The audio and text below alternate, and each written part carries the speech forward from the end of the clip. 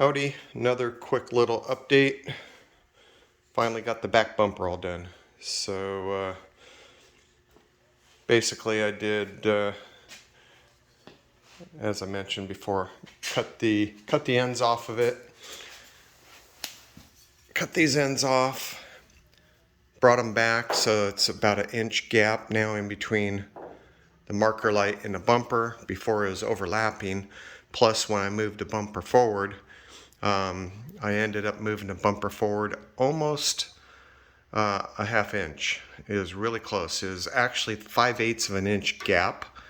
And right now, believe it or not, that's 1/8 of an inch gap on the bumper. You can see with the paint stick. It looks wider. It looks wider because of the reflection of the paint. So that's why I brought it in. I wanted 3/8 of an inch gap to match, all the door jambs and trunk jambs and everything, and the front bumper. But with that much of a gap and the reflection, it just made it look really wide. It looked like it still had a huge gap. So I took it down to about just under an eighth, maybe 3/16 of a gap there. You can kind of see, put it really close with the paint stick. But like I said, with the reflection, it makes it look like it's about a 3/16 gap all the way down along the edge and here too. I ended up, I was able to fill this in a little bit more and open up the gap at the bottom. So that way the bumper goes on. I have to put cardboard on here when I put the bumper on and kind of flex the bumper over the body because of that bulge that's inside of the body there, inside the bumper. But it goes on well.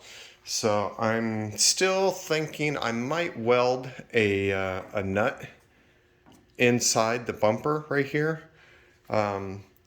And then I'll run a shoulder bolt down through the body and onto the bumper to work as just a little extra support.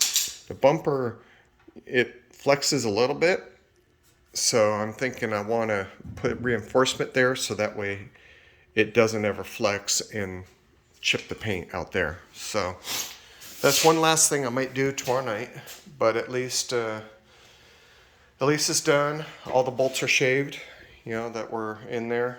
So we had bolt holes, I don't know, someplace right here, I guess, and down here.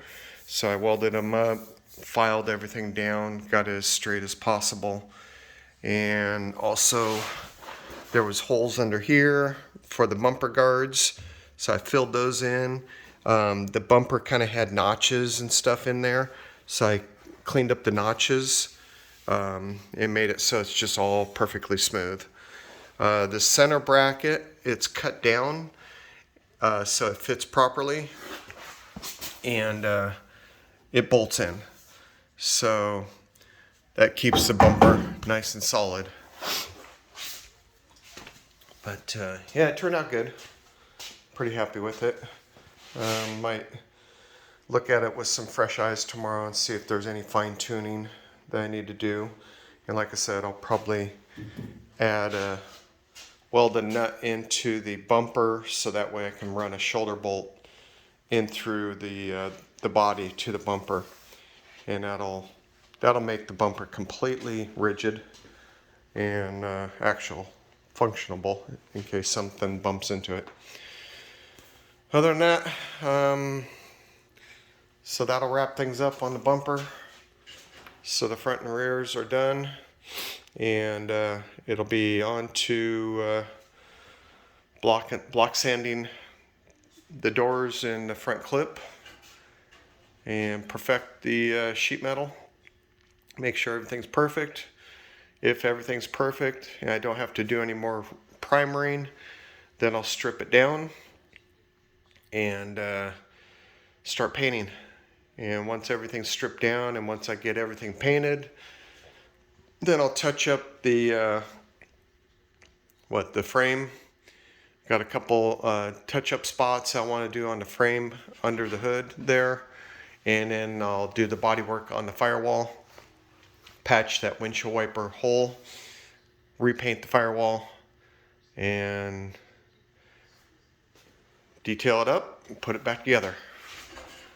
And then it'll be on to the interior. That'll be a major project, but it'll be nice to, hopefully, my goal is to try to have it all painted by the end of this month. All the sheet metal painted, and by May I want to be reassembling, putting the engine trans in, doing all the wiring under the hood, running the AC lines up through the fender wells and stuff like that. So that's the goal. We'll see. I don't know, running out of energy, so we'll see how this project goes. But anyway, that's it for now. Peace out.